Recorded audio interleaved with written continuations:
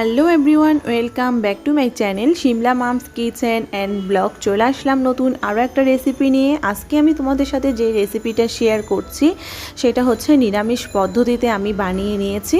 আর এই নিরামিষ পদ্ধতিতে এই রেসিপিটা কিন্তু আমাদের সব বাঙালিদের ঘরে রান্না করে নেওয়া হয়ে থাকে। আমার আজকের রেসিপির নাম হলো চাল পটল। আর এই চাল পটল রেসিপিটা আমি কিভাবে বানিয়ে নিয়েছি সেটা আমি আজ তোমাদের সাথে শেয়ার করব। যেখান থেকে দেখছো অবশ্যই দেখে কিন্তু একটা লাইক দিয়ে দিও আর কমেন্ট করে জানাইও তোমাদের কাছে কেমন লেগেছে আমার আজকের এই চাল পটলের রেসিপিটি। চলো তাহলে দেখে নেওয়া যাক। চাল পটল রান্না করার জন্য এখানে আমি নিয়েছি 300 গ্রামের মতো পটল। আর এখানে যে সবুজ কচি পটলগুলো রয়েছে সেগুলো আমি এখানে নিয়েছি।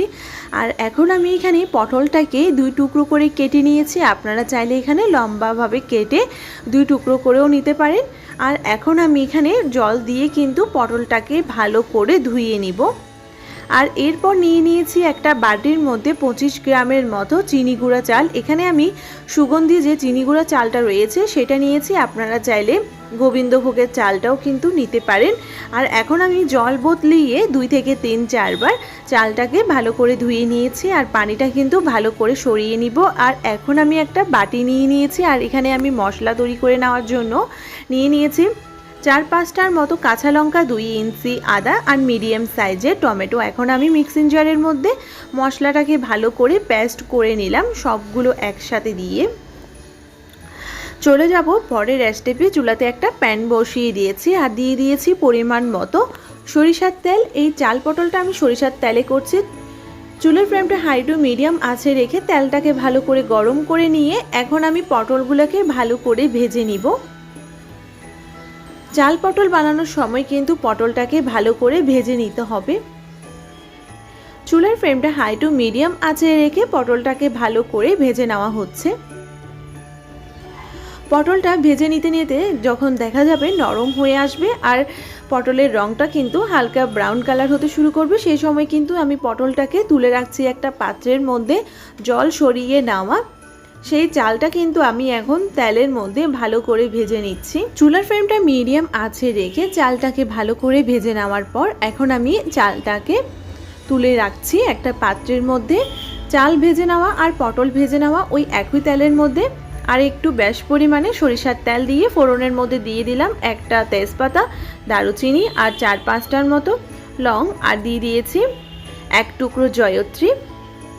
ফোড়নটাকে ভালো করে ভেজে নিতে হবে 1 থেকে 2 সেকেন্ড সময় ধরে। ফোড়নটাকে ভালো করে ভেজে নেওয়ার পর ফোড়ন থেকে যখন গন্ধ বেরোতে শুরু করবে এরপর যে মিক্সিং জারের মধ্যে আমি মশলাটা তৈরি করে রেখেছিলাম সেই মশলাটা দিয়ে ভালো করে আবারও কষিয়ে নিতে হবে। চুলার ফ্লেম মিডিয়াম আঁচে রেখে এখন আমি এখানে দিয়ে দিয়েছি 1 টেবিল চামচ জিরে বাটা। এখানে আমি জিরে বাটাটা দিয়েছি আর আপনারা চাইলে এখানে জিরের গুঁড়োটাও দিতে পারেন। আর এখন আমি একটা বাটির মধ্যে নিয়ে নিচ্ছি 3 টেবিল চামচ টক দই আর দিয়ে দিয়েছি 1 টেবিল চামচ চিনি আর দিয়ে দিয়েছি 1/2 টেবিল চামচ লবণ। এখন আমি টক দইয়ের সাথে ভালো করে মিক্সড করে নেওয়ার পর সেই মশলার মধ্যে কিন্তু দিয়ে দিয়েছি। আর মশলার সাথে কিন্তু ফেটিয়ে নেওয়া টক দইটা ভালো করে কষিয়ে নিতে হবে। এখন আমি মশলার মধ্যে আবারও দিয়ে দিচ্ছি 1 টেবিল চামচ হলুদের গুঁড়ো, 1 টেবিল চামচ ধনিয়ার গুঁড়ো আর দিয়ে দিচ্ছি 2 টেবিল চামচ লঙ্কার গুঁড়ো, স্বাদ মতো লবণ। লঙ্কার গুঁড়োটা অবশ্যই আপনাদের ঝালের পরিমাণটা বুঝে দিতে হবে। এখন আমি মশলাটাকে ভালো করে আবারও কষিয়ে নিচ্ছি। মশলা থেকে যখন তেল ছাড়তে শুরু করবে এরপর দিয়ে দিচ্ছি আগে থেকে ভেজে নেওয়া পটল আর চাল, দুটো আমি একসাথে করে দিয়ে দিয়েছি। আর গ্রেভির সাথে কিন্তু ভালো করে মিশিয়ে নিচ্ছি। চুলার ফ্লেমটা কিন্তু এই সময় মিডিয়াম আঁচে রাখতে হবে, হাই ফ্লেমে রেখে কিন্তু করা যাবে না। আর এখন আমি এখানে দিয়ে দিয়েছি পরিমাণ মতো জল। এখানে আমি 3 কাপের মতো জল দিয়েছি আর জলটা দিয়ে কিন্তু চালটাকে ভালো করে ফুটিয়ে নিতে হবে। বেশি পরিমাণ কিন্তু জল দিয়ে চালটাকে ফুটিয়ে নিলে কিন্তু চাল একদম নরম হয়ে যাবে। সবশেষে দিয়ে দিলাম 1 টেবিল চামচ গরম মশলার গুঁড়ো। চালটা কিন্তু পারফেক্টভাবে সিদ্ধ হয়ে গিয়েছে আর পটলও কিন্তু পারফেক্টভাবে সিদ্ধ হয়ে গিয়েছে।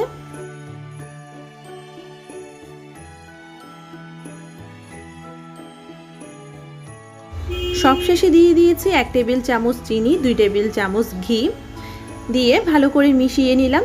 তৈরি হয়ে গেল আমাদের নিরামিষ পদ্ধতিতে চাল পটল। অবশ্যই আপনারা দেখে নিয়েছেন কিভাবে আমি বানিয়ে নিয়েছি একদম কম সময়ের মধ্যে চাল পটল। আর এই চাল পটলটা আমি গরম ভাতের সাথে কিন্তু সার্ভ করব। যে কোনো নিরামিষের দিনে কিন্তু আপনারা চাইলে এভাবে সহজ পদ্ধতিতে বানিয়ে নিতে পারেন চাল পটল। আমার আজকের এই চাল পটলের রেসিপিটা আপনাদের কাছে কেমন লেগেছে অবশ্যই আমাকে কমেন্ট করে জানাবেন। যদি ভালো লেগে থাকে অবশ্যই কিন্তু ফ্রেন্ডস ও ফ্যামিলি মেম্বারের সাথে শেয়ার করবেন।